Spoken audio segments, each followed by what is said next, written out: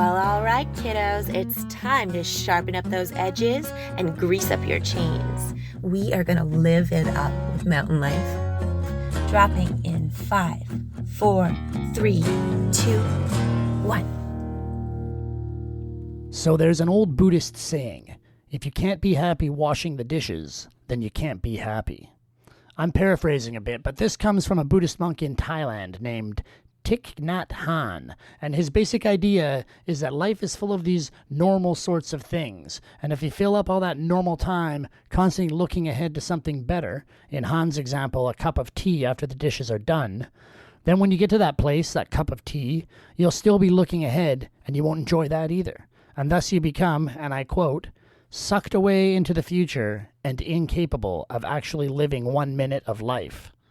And this is how Glen Plake feels about skiing moguls, or hardpack. Because the truth is, even for a legend of the sport like Glen, those bluebird, knee-deep pow days are rare. And if you spend your life obsessed with that kind of powder, you miss out on all the fun real, actual skiing has to offer, in any conditions. What's up, mountain lifers? This is Feet Banks, and if you haven't figured it out yet, you are in for a treat, because Glen Plake is on the pod today. A legend of the sport, an icon, one of its greatest and most memorable personalities, one of a handful of people responsible for saving skiing and making it cool again in the late 1980s, when a lot of the energy of the hot dog era was starting to fade. But really, underneath all that, Glen is just a super awesome dude that really likes to ski. Any conditions, anywhere. And he's someone who's been skiing exactly how he wants longer than most of us have been alive. So we're going to click into the single buckle rear entry boots and jump turn right into things just after we hear a word from our partner, Jack Wolfskin, makers of sustainable outdoor clothing, gear, and footwear. Hey mountain lifers, do you know about Jack Wolfskin? For almost 40 years, the Jack Wolfskin name and paw print have been a symbol of their trailblazing spirit and regard for nature. Inspired by an expedition in northern Canada in 1981, they have led the pack with innovative, eco-conscious technologies, a commitment to social responsibility, and forward-thinking outdoor apparel and equipment designs. If you haven't seen the Jack Wolfskin paw print before, it's because they've only just completed their newest den here in North America. Jack Wolfskin will see you in the wild, wherever that is for you. 1981, pretty long time ago, so congrats to Jack Wolfskin as they move into their 4th decade of thriving in the wild. And speaking of OGs thriving, there are few as significant in the freeskiing world as Glen Plake, and perhaps none as well suited to share the stoke of sliding around on a pair of boards and having the best time of your life. Now listen, Glen is a big deal. He's been on a ton of pods before. He's been doing magazine interviews for decades, morning television, big movies, small movies, all the things. He's probably answered some of these questions a million times before. And yet, here's Glen zooming in from his home in Chamonix, apologizing because some random church bells started gonging in the background, and just taking the time out of his day to be super engaged with our conversation, super in the moment, super present, and really embodying that Buddhist wisdom that we heard off the top about making the most of and finding the best time possible in every single moment of our lives. So let's do it. Dropping in with Mr. Glen Plake.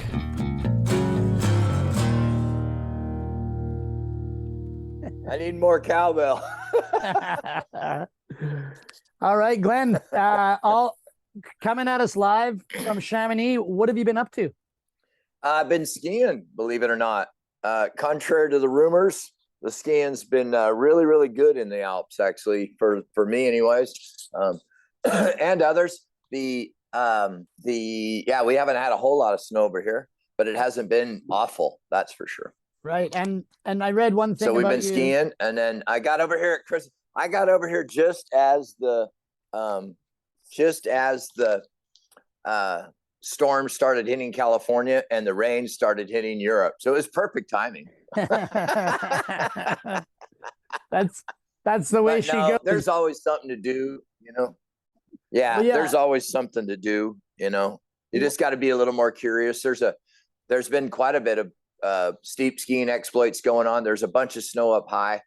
And then last week I had one of the best powder days that I remember in a long, long, long time. We got about 40, 50 centimeters and it fell cold. And we just had an amazing day, and that put some snow on the ground. And we've been skiing off the Aiguille and stuff. So, I mean, it's not terrible. Yeah. Well, Well, speaking of powder, I read a thing that you said recently, I guess, criticizing maybe the current trend, the obsession with powder and the way people will, prioritize powder over actually having a day of skiing. Can you elaborate on that a bit?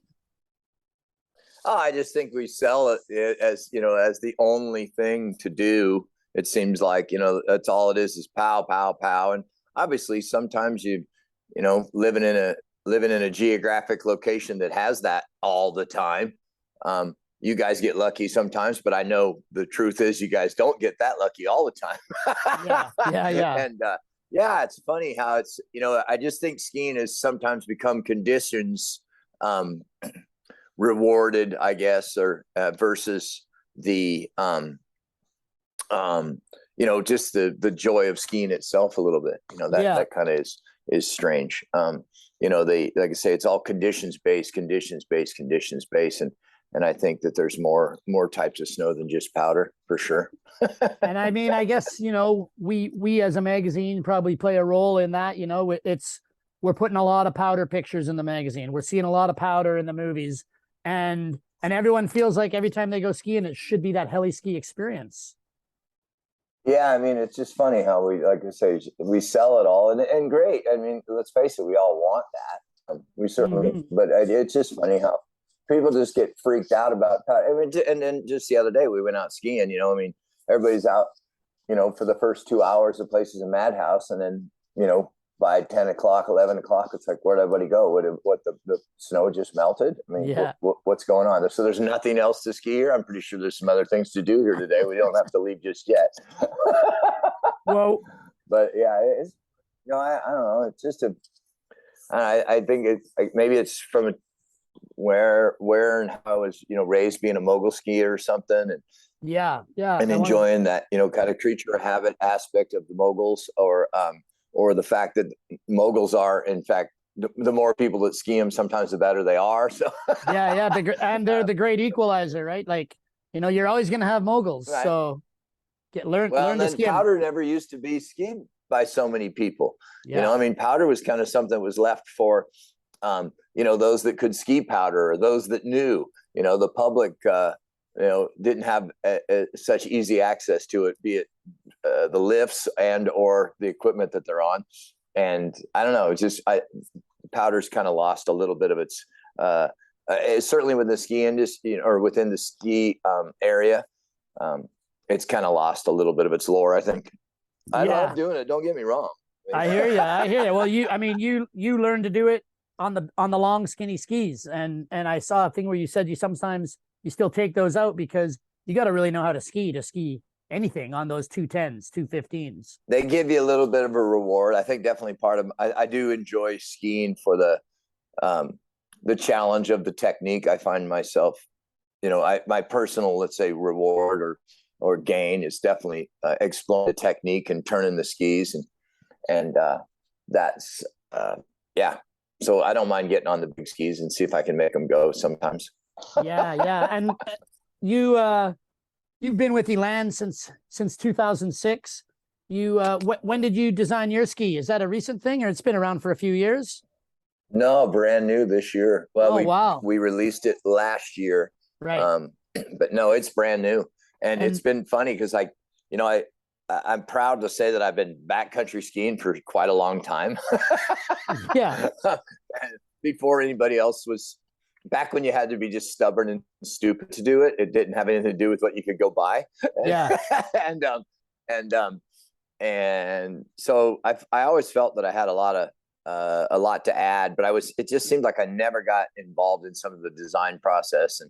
And every time we'd come out with a new touring ski, I'd be like, gosh, dang, why'd you do it that way? Or what the heck? Or whose comments were those? And little by little, I said, if the next round that gets in, design, can I please be part of it somehow? And lo and behold, they gave me the opportunity. And so I had a lot to do with designing the 104. And then in the end of the day, they even said, no, we're going to make this a signature ski, which is something that I've never had before. Yeah, I've never been a big crazy. Yeah, I know you'd think with all the years and all that, but most of the time it was my choice. I never I never wanted to have a ski that I was just so attached to, because I like skiing all sorts of skis. I like skiing a carbine ski. I like skiing a powder ski. I like skiing a mid fat. I like skiing a touring ski. I like skiing all these different skis. And when I I don't know, I just never was that intrigued by it. And then also I've always had the opportunity to endorse brands, and I think brands have more than just one model. I don't really like, being associated with just one specific model. It just pigeonholes me. And my life of skiing is too diverse to be pigeonholed into one. Anyways, they let me design that touring ski, and it's awesome. It was a fun project. I definitely pulled a few pins, and there was a learning curve there. Were there surprises that you didn't think about? Obviously you had an idea of what you wanted, but was the process different than you expected? No, I've been involved in enough design processes to think that was right. that it was going to be what it was. Sorry, my wife just cooked popcorn with a ton of like pepper in my ear right now. Yeah, nice. There you go. The nerve gas is floating. I'm like, what the heck?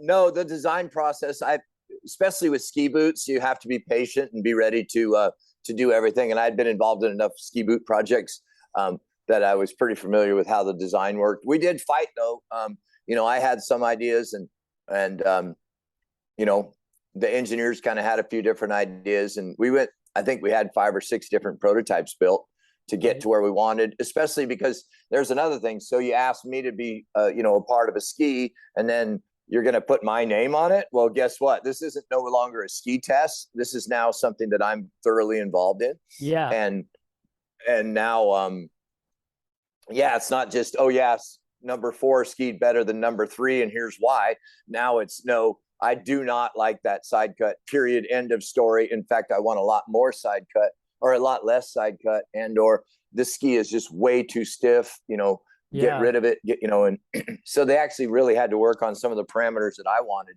which they were. And then the big surprise was they gave me any color I wanted, which freaked me out. Having a touring ski, I thought it was going to be brown, the whole world of the outdoors is all brown and green and ugly. And I'm like, come on, man, we're going to have a touring ski. Let's lighten this thing up. So I kind of looked to sunrises and sunsets and the bright part of the outdoors, and not the dreary, drab, U.S. Forest Service version of the outdoors. Well, and we came up with real colorful. You got some pink on there. You got a pink base on one of the skis.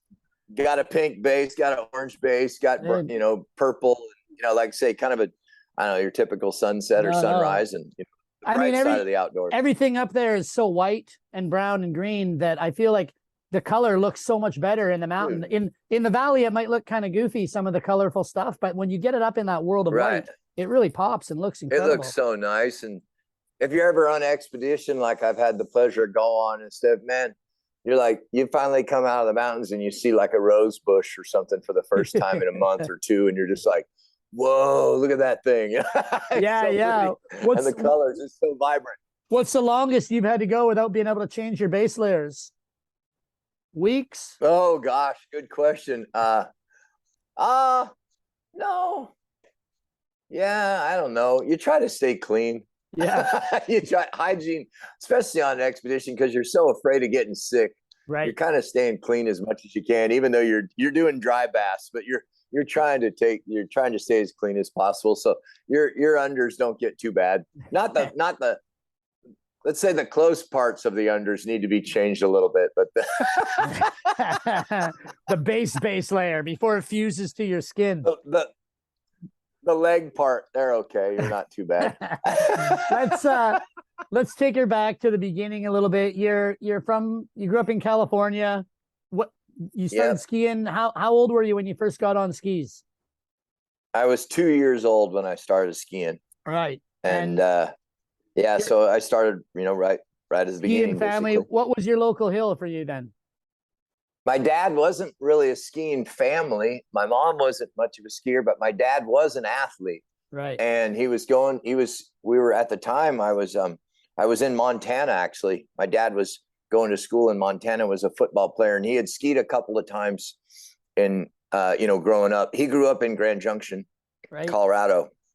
And he kind of thought skiing would be something cool to have his young, boy to be a part of. And then my mom supported it wholeheartedly. And so I was actually in Montana the very first time I skied. Right. And you got brothers and sisters? My dad continued. My sister, I have one sister, yeah. Right. And she's younger than me. And we definitely are a skiing family. Everybody skis. My dad went on to be a fantastic skier and still skis as much as he can. Went on to be a ski instructor and stuff. My mom never really picked it up too much. She tried, but she's the one that kept me driving. My parents got divorced when I was younger. And it was my mom that really kept me in the programs and, kind of kept my ski development going as a young skier, And in those days, then, was it kind of racing or moguls were sort of your two lanes for racing? Racing was, ski team, race team. That was it. Except, and this is probably why I'm the outcast that I am and have the skiing history and life that I am, is growing up in South Lake Tahoe, the World Freestyle, the hot doggers would come into town all the time. Right. And so even though we were part of the race team, the 70s hot doggers were alive and well and walking around in our town and skiing around us and winning cars in the parking lot and carrying on as they did. And I was obviously exposed to that as a young ski racer, to the absolute hatred to our race coaches, because they're trying to turn us into good little Austrian ski racers. and all of a sudden, here come these hot doggers coming to town, and we're like, we don't want to ski like you, Helmet. We want to ski like those guys. Those guys are cool. So then we'd, for sure, the week after the hot dog contest would come to town, we'd all be ditching practice and have a jump built out in the trees and ruin Helmut and Fritz's little plan to turn us into good little ski racers. I think that's a common tale. I think so too. Yeah. So I think that had a good influence on me and opened my eyes to some other types of skiing too. Yeah. And then eventually you were, became kind of a mogul specialist. I read you could have joined the U.S. mogul team, but didn't due to differences of opinion. I was on the team officially actually for a while, but I never really, at that time, the team was really heavily Colorado based, and I wasn't a Colorado based skier. So there was just always kind of, being from the far West, you're always an outcast. It's just the way it is, even though I think it's funny. The far West is the best, as we say, but if you look at how many ski racers come from the far West, and ultimately how many great ski racers come from the far West, it's quite interesting. And yet, the East and Colorado always gets to play in our neck of the woods. Yeah. But if you look at the talent over the years that have continued to come from the far West, it's kind of funny, actually. I always get a kick out of it. You talk about being a bit of an outcast. Was that just in skiing, or what was your high school like? Were you, were you a straight A student, or were you, ditching class to go race motorsports and ski? And no, I definitely didn't, let's say, fit into the high school environment too well. No, I mean, we had friends and stuff. I wasn't a recluse or anything like that. Yeah. But the idea of I had other things to do for sure. and I cut class constantly to go ski. And I actually had a history teacher who was really cool one time. At the end of the year, I was failing for sure. And he said, "Hey, Glenn, come here, I need to talk to you." I had 60 apps and 100 absences or something. And he says, he was a skier. And he said, "Would it be safe to say that you were skiing on these? Because every time you were missing class, I always wrote," and he had all these little S's instead of an X in my name. Yeah. "Would it be safe to say you were skiing those days?"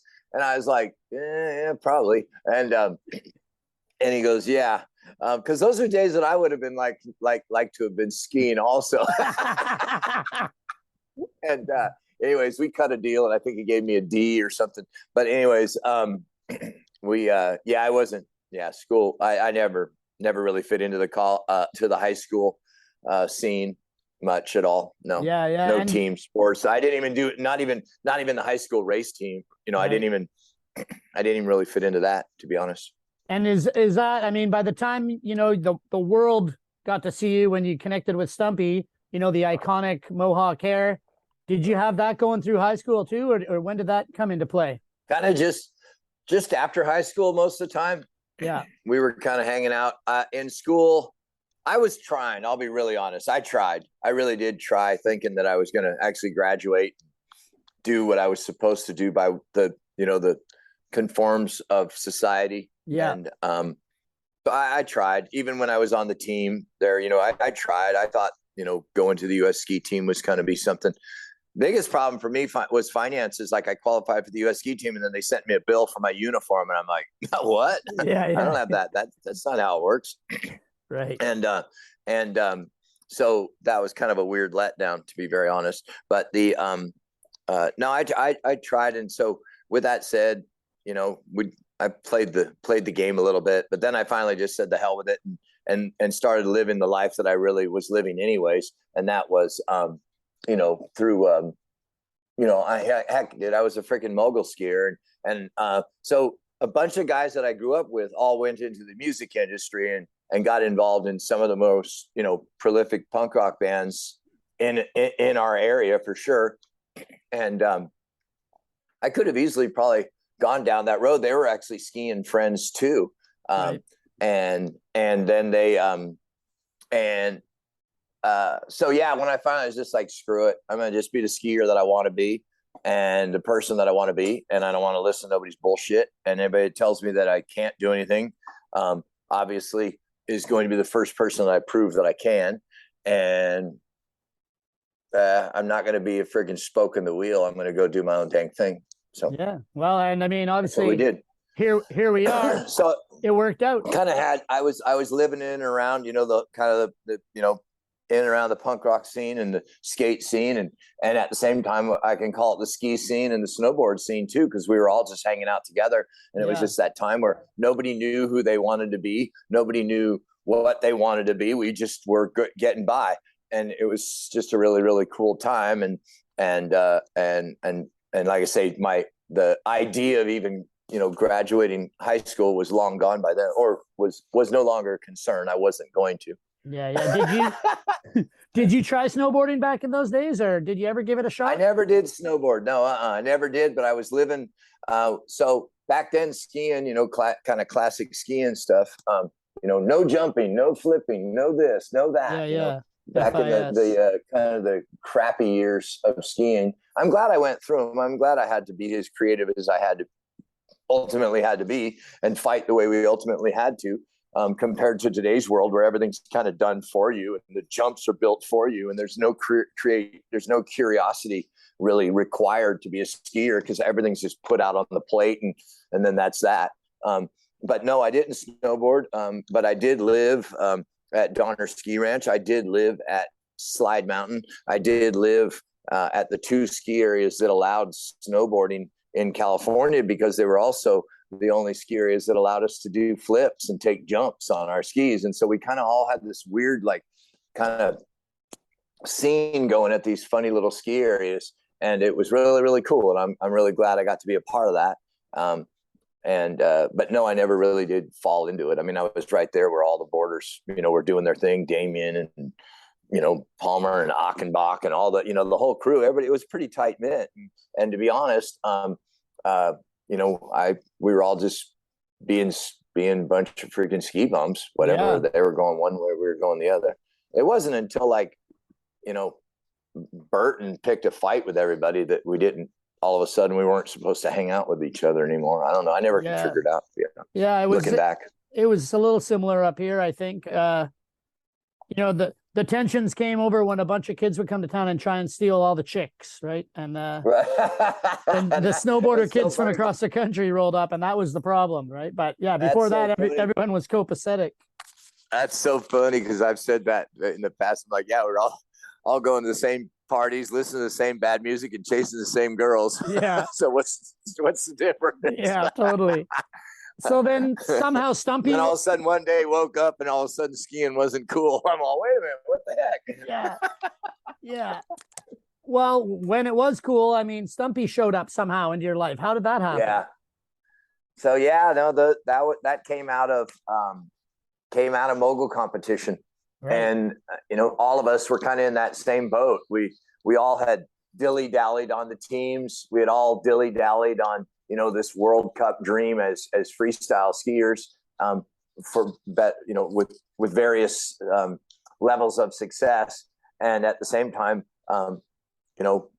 we all grew up watching ski movies. So many of us all grew up watching ski movies, and you always knew that there was some sort of path of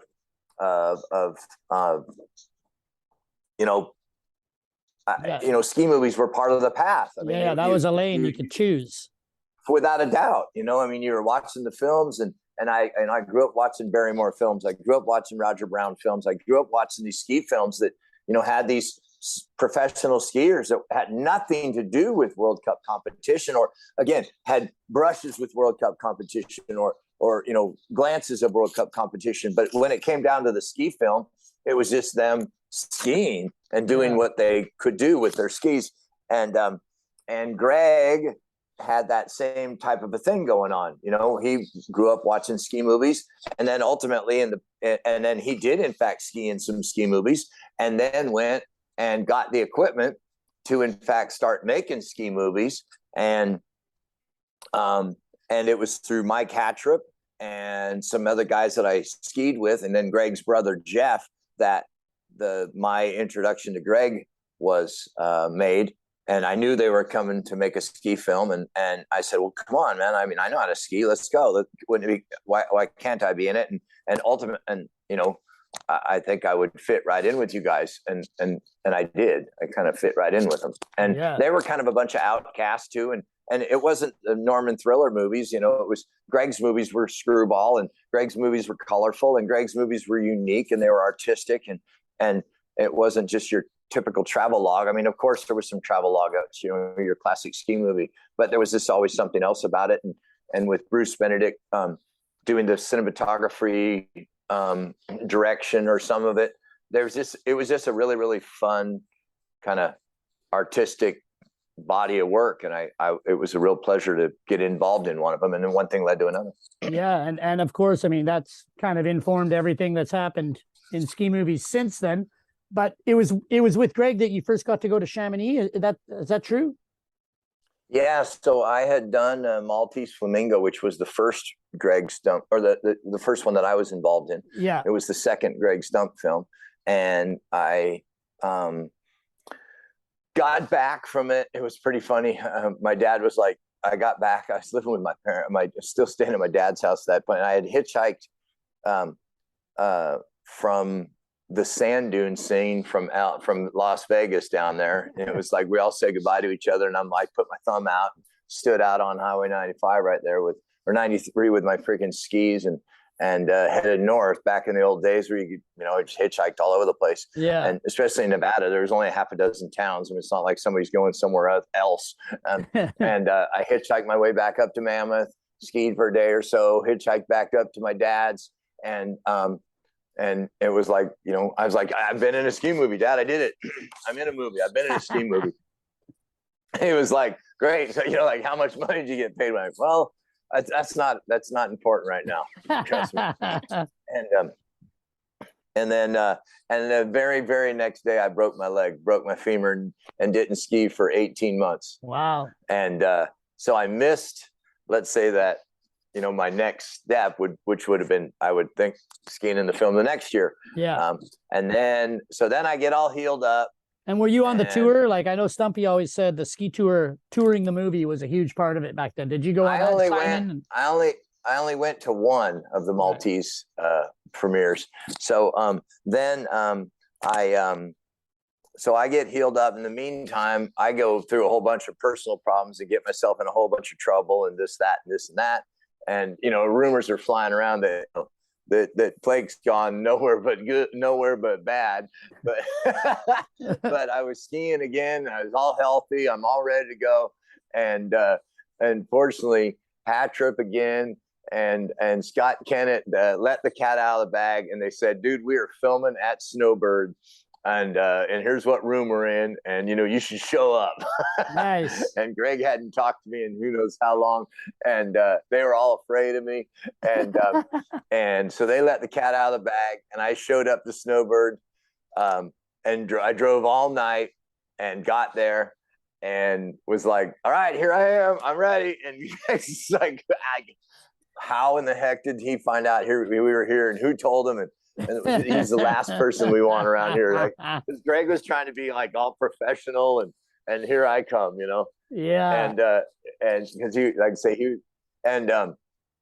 anyways, we did the Snowbird segment, and then they were going to come out and film a segment in Squaw Valley, but they at the same time, now Greg's gone out and he got a hold of Schmidt, and so all of a sudden Schmidt texts in our movie, and we're like, whoa, wait a second, dude. Like, I hate to say it, but there was like nothing personally against Scott, but no, like, that's Warren Miller bullshit. That's not freaking Greg Stubbs. Right. Like, what are you doing, dude? That's not our program. He wears like red, white, and blue and stuff. Like, what the hell? Like, we're a bunch of punk rockers. How long did that last? Did that go away right away, or did that play out? No, through the so filming? I went over to Squaw, and they were going to try to bring in some of his other buddies, or some other Warren Miller movie types, because like I say, Greg was going pro, and so anyways, we ended up filming the Squaw Valley segment of Blizzard of Oz, and I was like, I got to get to Europe. I got to get to Europe, Bruce. I got to get to Europe. And little did they know that the biggest reason I needed to get to Europe was because I needed to get the hell out of the United States, or I was going to prison. You were on the run. And so, I wanted to be on the run. I didn't know where I was going to run to, but I was like, I got a court date that I do not want to attend. And if you can get me to, anyway, so, but they had already kind of had the team ready. It was a done deal. But as Bruce left that day, he goes, "Glenn, why don't you got a passport?" And I said, "No, I don't have a passport." He goes, "Go get a passport." So I was like, "Okay, Bruce." And so I drove down to LA, and I got myself a passport. And I remember telling him, I got a passport. And it just happened that Lynn Weiland, who was the girl that was skiing for Greg back then, she crashed here in Chamonix and broke her back. And all of a sudden, the cards freaking fell my way, and they got a hold of me and said, "Glenn, can you come to Europe?" And I said, "Yep, I got a passport." And they're like, "Okay." And they set up the ticket. And there again, I was down in LA. I called up one of my old punk rock buddies, hitchhiked myself to LAX, literally sold my car. I drove down, I hitchhiked to LAX and got on a plane to this place in Europe. And I honestly, I didn't know Chamonix from friggin' Timbuktu, to be very honest. I did not know. And we got here and was like, "Oh, this place is cool." And you're still there. So when it was all said and done, we filmed the Blizzard, and some people know the story, some people don't. But yeah, everybody was loading up all their bags and getting ready to go back home, and I kind of was like, "Yeah, I think I'm gonna stay." And it was like, why? For many reasons. One, like, I didn't have anything to go home to. I didn't have a house. I didn't have a place. I wasn't like I had a job or anything. And I had a season's pass because they gave us season's tickets when we were filming here, instead of giving us day tickets. Right. So I actually had tickets. It was February. I had a couple pairs of skis, and I don't know, I think I had $30 or $40. So I was set. And I stayed. I didn't and they were like, "What are you going to do?" I'm like, "I don't know what I'm going to do, but I'm not going home. I'll tell you that. Trust me." For several reasons. And I don't know, just shy of 2 years later, Blizzard of Oz took off. The word was out. And the requests were coming in that some companies and some press and some TV and some stuff wanted to talk to this guy named Glen Plake. And the only problem was I had some other issues that I needed to deal with. And finally, this time, instead of going to court with, and I was on the run, but instead of going to court with I want to be a skier. I'm a really good skier. That's really all I could say was a really good skier. Well, are you on the U.S. ski team? No. Okay. Well, because society at that time was, are you going to the Olympics? Yeah. No. Do you have a job? Yeah, I work sometimes. I mean, we do some illegal things and some legal things. You never know. And anyways, I didn't have really a compelling story at all, and I really was probably going to prison. There's no doubt about it. And for things that are legal now, that's why I'm against legalization of marijuana and other drugs. I had to pay. You get to too. The kids got it too easy now. It's way too easy. Anyways, I was able to get some funds together, actually get a lawyer to represent me. And the fact that I was technically a fugitive, and when it says fugitive on Blizzard of Oz, that's true. Like descriptions like derelict. We wrote that on purpose just to see if anybody would catch it. Anyways, the court then listened to my story and said, look, man, I've got, 5 companies that are ready to let my dream happen. I'm about ready to have a dream come true.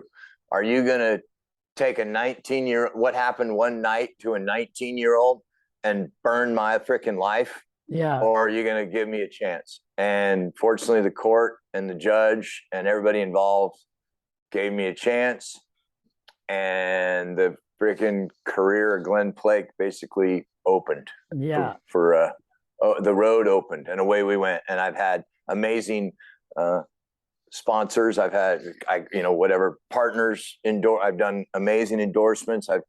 Everything, all because of that decision that was made. I did do time. I went and did, I did 6 months and tons of probation and all the different things.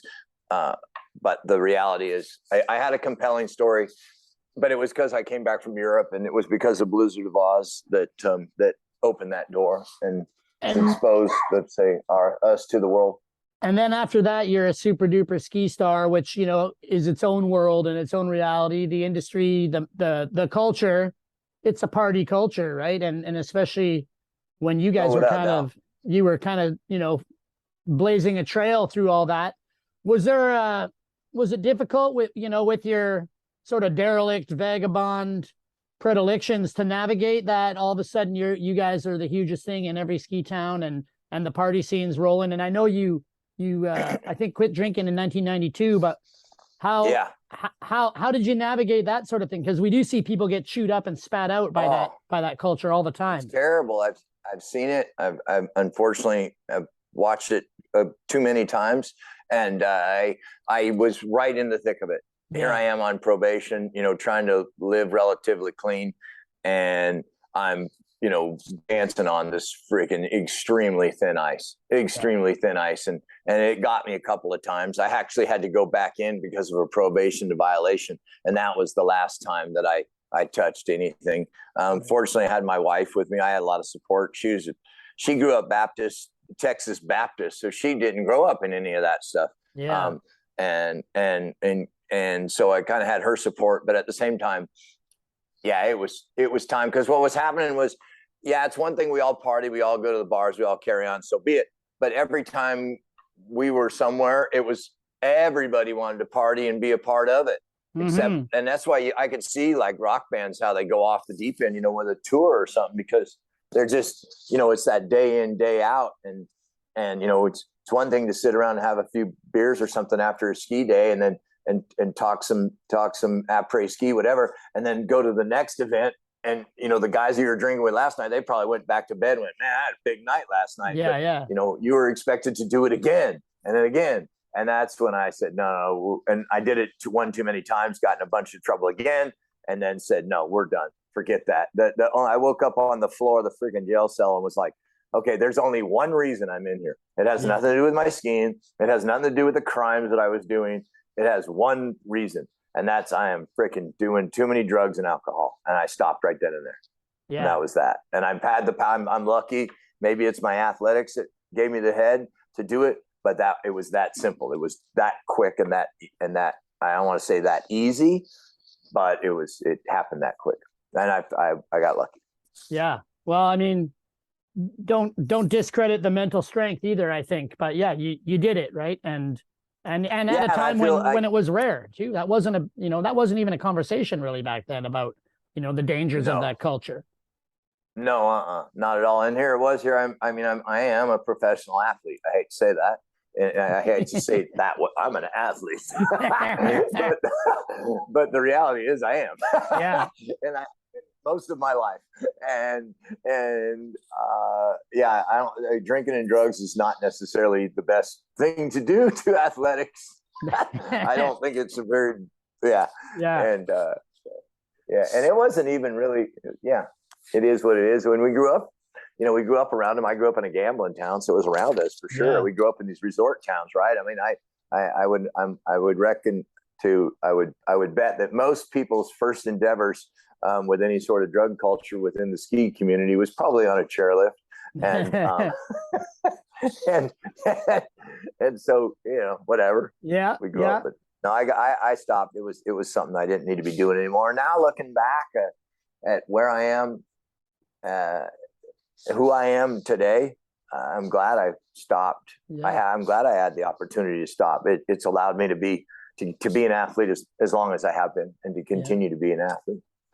One of the things I read about you that I was interested in, we've talked a little bit about sort of the Disneyfication of ski resorts and how the kids have their jumps made for them and everything, and a bit of a lack of exploration.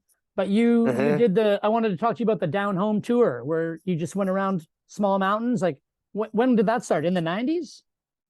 Yeah, it was my honeymoon trip. Oh, nice. And I never meant for the Down Home tour to be something that we would be talking about some 20 plus years later. Right. It wasn't a business endeavor.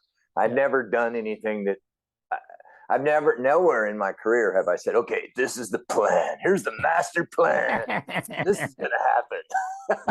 I've never done that. I walk through open doors and let the cards fall. But the Down Home tour was something that I'd been getting all this fan mail, and I was working with a lot of sales reps, and I was going through the Midwest, and I was going to the East Coast, and I was going to all these places that I had never heard about. I never knew there was skiing whatever you hear about skiing in Michigan or something, but it wasn't on the radar. It wasn't Whistler. It wasn't Mammoth Mountain. It wasn't, Aspen or wherever the heck, the ski posters are. And so I started meeting some people from these little ski areas, and then again, I was getting a bunch of fan mail. It was always from these weird little places I've never heard about, or never, you're looking at the map, like there's some mountains there. Mm-hmm. And so I thought it would be cool to, and I was doing a promotion one time, and some kids came in ski gear. I was in Minneapolis, Minnesota, actually, and some kids came in ski clothing. And I was like, wow, you guys are all excited, huh? You got your ski gear on? They're all, well, yeah, we just got done skiing. And I immediately was like, what? Why am I here? Like, why aren't we out? What do you mean you were out skiing? They're like, there's a ski area. It's like 20 minutes down the road. I was like, okay, why are we here? Yeah. And so I wanted to ski with people. And the Down Home tour was nothing more than my personal thank you card. And so we started traveling completely sites and places unknown, just jumped in our truck, grabbed a camp trailer, and spent the whole winter basically out on the road, just skiing at ski areas without telling anybody that we were coming or staying for very long. We'd ski for the day, a day and a half or something. My sponsors gave me tons of posters and t-shirts and all these different things. So we had a bit of a dog and pony show for people, and we'd ski every day. You ski with people in the morning, all afternoon, maybe do some racing at night, and we sign a bunch of posters in the lodge and then get on down the road. And it was that simple. and making people's day like that. You know, in those days especially, I'm sure no ski stars were coming through those towns. No, not at all. And I'm proud to say that I've been to a lot of the places since then, and posters are still hanging on the wall. Oh yeah, it's pretty cool actually. Nice. And stupid old ski posters still hanging on the wall. Oh, yeah. Way more views than any Instagram, trust me. Yeah, way better connection too. I wonder about some of those resorts. You know, it seems like the big companies are absorbing a lot of resorts, you know, and we've got these passes that work everywhere. And contrary to me not having a master plan, those people do have a master plan. Yeah. I mean, I don't know. I struggle, right? Like anything that gets people skiing is great, but also you hate to see someone who's maybe a bit removed from skiing move into a town that's totally based on it and then start making changes that may not be the best for the town. Well, like I know that the feeder areas, let's say we call them the down home tour areas. You know, I've done, I think we've done about 10 of them now. We've over the years, we kind of get a wild hair and come on, let's go on a down home tour. And we just it's so fun. Me and Kimberly have so much fun. Yeah. Because it's just me and my wife. There's no, I've had offers to like, you know, we want to sponsor the down home tour. I'm all, it ain't for sale, man. Yeah. You screw the whole thing up. You can give me some posters and some stuff to give away, but no, Yeah. Well, what's your schedule? That's the best one. I need to know the schedule of the like, dude, there's no schedule.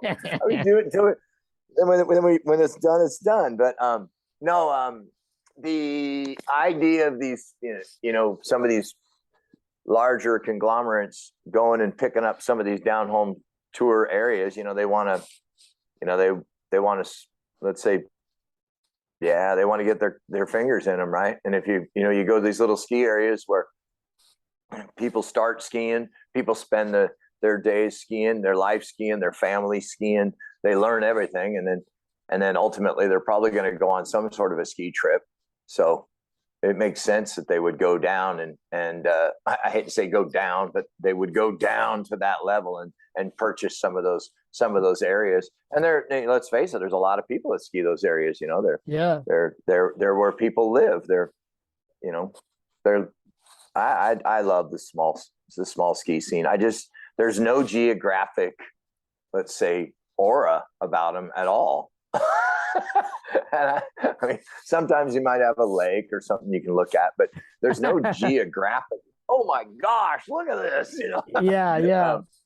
Sometimes you can see some smokestacks in the distance, or or a hill of some sort. But it's really just the community of skiing at those little small areas is really, really, really cool. And they're flipping burgers at the snack bar. Yeah. They're making French fries at the snack bar, and the kids are running around making ketchup soup and pickled sandwiches and doing all the stuff you do when you grow up at a ski area. I mean, it's almost like time stops, right? Because they built those snack bars and those little basic lodges, and they're not going to tear them down and rebuild a new one. It's a tiny little area for a small town. No, it's working. It's working the way it is. And the moms are in there and the families are in there. And it's just, I really thoroughly enjoy it. I find that for me that, and granted, I'm sitting here in Chamonix, so I'm telling everybody how much I love small ski areas,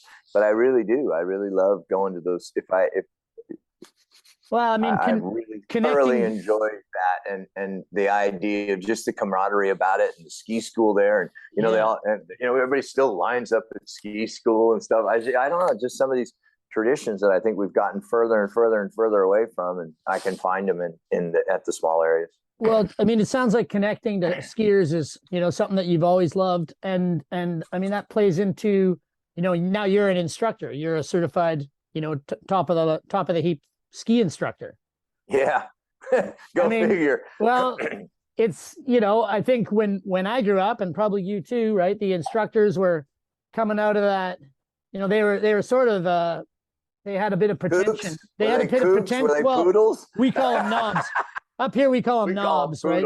Biggest knobs on the mountain. But they had a pretentiousness about them, right? And Absolutely. And I don't know if that still happens everywhere or if it's only around here. but yeah, you became one. They had that because they should have it, and you need to have it. Right. You are a friggin' ski instructor, but unfortunately, I think they were all coming out. They're riding on the coattails of that ski instructor of the 50s and 60s, and maybe even into the 70s. And all of a sudden, the ski instructor of the 80s and the 90s, it was like, dude, you ain't got the clout that friggin' that old dude's got. Trust me. Yeah. But I actually think you have to have some of that as an instructor. In fact, I was just talking to the association a couple of weeks ago going, if the instructors are not, if they're not admired on the mountain, if you're not relevant to what's going on the mountain, if you can't, if you're not inspiring to the public that might see you skiing in your jacket, then why are we here? Why is there ski instruction? Teach them how to go right, left, stop, send them on their freaking way. Because if we're going to have upper level ski instruction, then we need to have upper level ski instructors that ain't afraid to actually be admired. I guess there's a balance there too, because they also need to be a voice of authority, right? In order to instruct. Oh man, now you're in trouble. I just spent 3 days learning how to be careful to not overexert my power. I was all excited because I went to the ski instructor convention. I wanted to talk about like technique, because we've been having these really cool open dialogue with some of my other examiner buddies, and we're talking about equipment, we're talking about technique, and we're talking about all these things. Ski instruction is not innovation. It's simply analyzing and then teaching what has been innovated, whether it's in the park, whether it's on the World Cup, whether it's in the free ride. Ski instruction is not where innovation comes. Ski instruction is where analytical analyzation comes, and then we can teach it because we have the foundations to break down skiing. And so I have these great open conversations with, and all we did for 2 days was learn about how to be careful to overexert our power. And it's so funny because you said authority. So I grabbed a ski instructor book from 1936. Yeah. And it clearly says a good instructor must command authority from his students or his pupils and be able to deliver with a firm hand in some cases and a soft one in others. And I read this to the whole group after these, what's that guy, that like self-help guy, Robbins or whatever his name is? Tony Robbins. Yeah, after we went through this like Tony Robbins convention, I stood up and read that to the whole room. Awesome. About not using our power and how our power can hurt people and help people and lift people. Anyway, sorry, I got distracted when you said authority, because yes, the ski instructor has to have authority. You got to freaking run a class. Come on, let's go. Yeah, you need to. I mean, anyone who's ever tried to teach their own child how to ski, I think gains a new respect for ski instructors right away, or their spouse, I imagine, would be similar. But oh man, absolutely. Now it's been a fun thing to be a part of. I got into it simply because I was promoting snow sports, and I was always being in this like weird situation where like, hey, teach this TV broadcaster how to ski, and I'm like, why? I'm not an instructor. Yeah, but that was always the stick. And I got a hold of the association, and lo and behold, the association did not give me anything. I said, hey, I'm doing all this thing. What do we got to do? What do we got to do to get involved with each other? And they literally were like, you need to take a level 1. Yeah, sign up. Like, okay. What's that?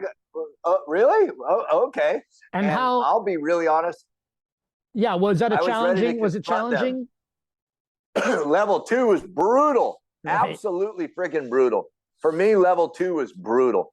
Level 1 was like, all right, I'm going to argue with these guys and tell them how they're wrong, and it's completely irrelevant, and they don't know what the hell they're doing, because here I am, I'm coming in like, you freaking poodles, I'll show you how to ski. Yeah.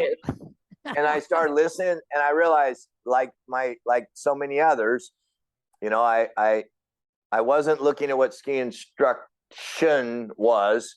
I was looking at some of these ski instructors and I say this when we do level 3s, I'm like, you are a level 3 instructor. You're not the greatest skier in the world, but you have the highest level of ski instruction. Yeah. There's going to be other skiers that can out ski you. Trust me. So don't think that this certification's this, you're the greatest skier. You're an amazing skier. There's no doubt. But no, level 2 was brutal because it was all learned. I had to learn everything. Level 3, to be honest, for me was probably the easiest because I had all I had to do was apply what I learned in level 2 to what I already knew how to do on my skis. Yeah. And then level 4, that was a whole nother deal. Or what you guys would call level 4, me on our system, we call it entering into the ed staff. That was interesting. That was just really getting into the whole education aspect of it and how to teach other instructors and the certification process. And then unfortunately really being somebody of authority, because now I keep a very sharp pencil right here. Yeah, there you go. You're teaching the teachers. Snake eyes. I had to work on my snake eyes. I had to work on irrelevant questions that have no answers. Yeah. Smacking people with a pole. Yeah, no, it was fun. The chasing ed staff was really cool, and it's cool. I'm glad I'm there, and I'm glad I get to be a part of ed staff. I mean, sometimes I'd like to think that I'm not an intimidating examiner at all, but I do. I'm gonna hold the bar high. There's no doubt, but I'm gonna make it as good as we can for everybody. It keeps you pretty busy then. Like how much travel will you get to do in a winter? Do you still do any filming? I can be really busy. If I wanted to just go full on instruction, I just got a request yesterday to go to Chicago. Right. I'm not going to do it, but I can be really busy every day. Another request comes in from that aspect. From a ski standpoint, I'm going to a trade show next week. There is a film project that is coming up in the end of towards springtime. Yeah. There is my own personal desires. I'm over here in Chamonix, loving life, skiing, whatever. But at the same time, I'm not going to deny that there's a whole bunch of snow in California right now. Yeah. And there's some opportunities over there, personal opportunities of some things that, boy, if I got the right type of snow, I think I could hook those two things together and make that. And so there's a couple little personal items there that I would be interested in pursuing maybe. Still a bit of filming. I always think of you because you were known for wearing Stumpy's helmet cam, right? A big 16 millimeter, like that thing must have been 10 or 12 pounds. And then, you see every bit of it. The Teletubbies are running around with their GoPros. Do you, take me back through that old helmet cam a little bit. What was that like? So that old helmet cam, and everybody all you got to do is type in Glen Plake helmet cam and you're going to see variations of it. Yeah. Whether it was just taped on with a whole bunch of athletic tape or actually mounted. We went through a few different creations there, but in general, that camera was off the wing of a P-51 Mustang, and it sat right behind the gun. Right. And it's a GAZAP, gun sight aerial perception. And whenever the gun would fire, that camera would take a photo, and that way they could document what the planes were shooting at. Yeah. We figured, well, the camera weighs about 6 or 7 pounds, so you might as well make the battery pack 6 or 7 pounds. Yeah, it's got to be balanced, way at least right? Balanced on your head, right? So it did weigh about 14 pounds. It was very, very, very loud when you wore it. Like it was literally a mechanical thing going off inside your brain. I had about 45 seconds of footage. And roll, yeah. It ran these cartridges. They were kind of like cassettes, and there was 50 feet of film in each one. And they were really, really expensive. And I actually figured out a way to load my own cartridges, so we didn't have to send them back and get them to the film guys. I could take 50-foot rolls of film, load my own rolls, and then run my cartridges. So that saved us a lot of money, because back then, a finished minute of the movie, you had a deal going if you could do it for under $1,500 a minute. Yeah. Between $800 to $1,500 a minute minimum. Just in film cost. Yeah. And so, running the film was quite funny. So that thing would be going on, and we'd film 48 frames a second because we would film it in slow motion so that it wouldn't bounce all over the place. Totally. And then it would jam. Like they didn't work all the time. So it'd be just like, yeah. And you're midway down a shoot. And you're like mid-air going, jeez, man, the camera just jammed. And then you'd have to dig all of it out of there, and it was all jammed up. And it was pretty funny. It was I ended up doing I've only done 2 where I've spoke at high schools for like career day. Yeah. And one of the career days that I spoke at was at a high school called Menlo High School, and it was down in San Francisco. And lo and behold, about 5 years later, I ended up going through the trade show, and GoPros were being invited. You know, it was the first year of the GoPros. Yeah. And I ran into the guys there, and I said, "Oh, that's a pretty cool little camera you guys got here. I've got a little bit of experience with some helmet cams, blah blah blah." And the one kid in particular, and his friend that started GoPro there, they were in the audience that day when I spoke at Career Day. Oh, there you go. And they started GoPro. Launched an industry. Not to say that I started GoPro, but it was kind of funny. We always every time I ran into them at trade shows and stuff, I always it was pretty funny giggle for sure. Yeah. Well, I mean, it definitely changed the way things are done with the helmet cam for sure. Man. The kids have it easier. Perspective of the helmet cam it's pretty interesting for sure. Glenn, that was nice. It was really fun to be a part of that, and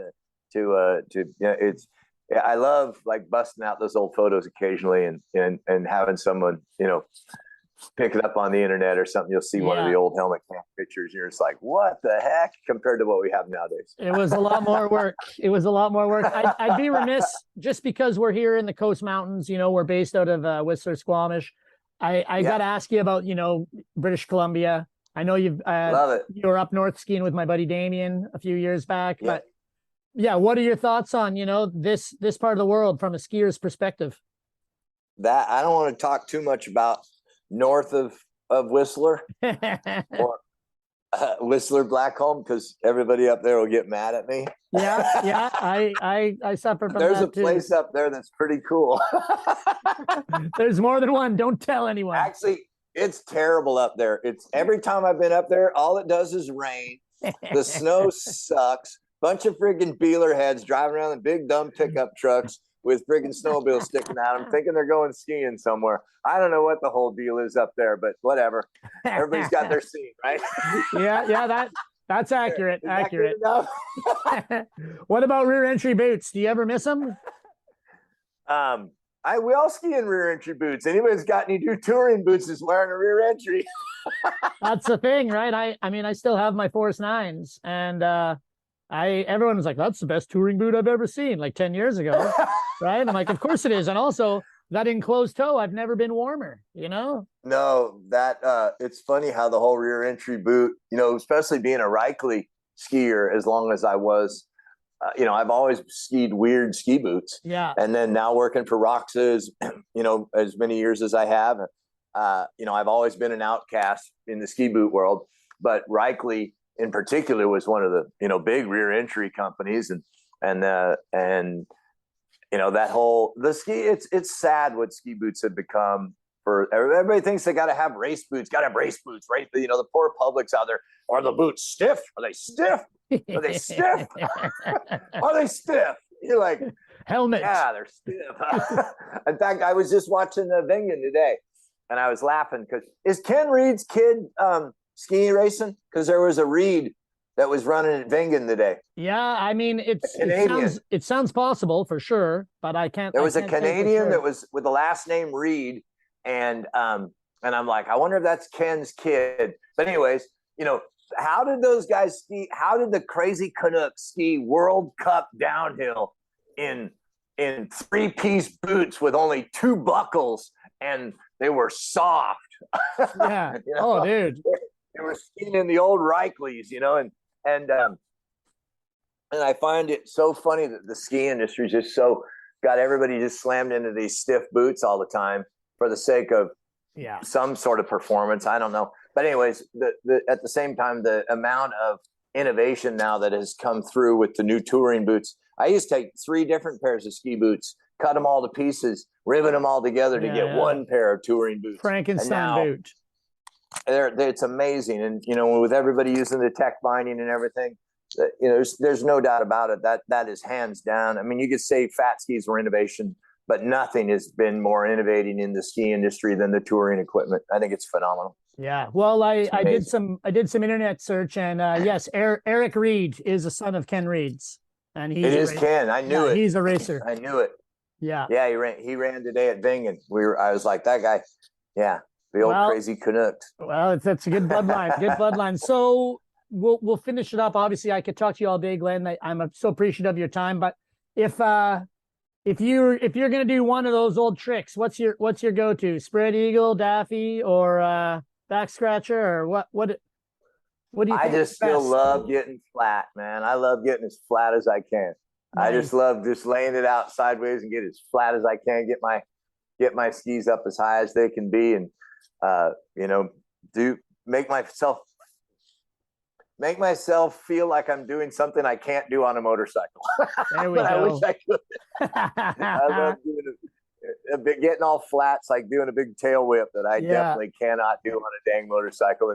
But I can do it on my skis. I can get the things up underneath me like that. I think, I mean, big old backflips, fun and stuff, but just laying them over sideways as hard as I can is still probably beauty. Well, doing listen, a Leroy. That's I'll let you get back to your evening. Thank you so much for your time, Glenn. Yeah, thanks you guys, and seriously, everybody up that neck of the woods. Everybody knows I've had a lot of fun up on the pass, and we won't talk about that nobody needs to know. And but thanks for everything up in that area, and I look forward to skiing with everybody up there. You see me out and about, make sure you say hi.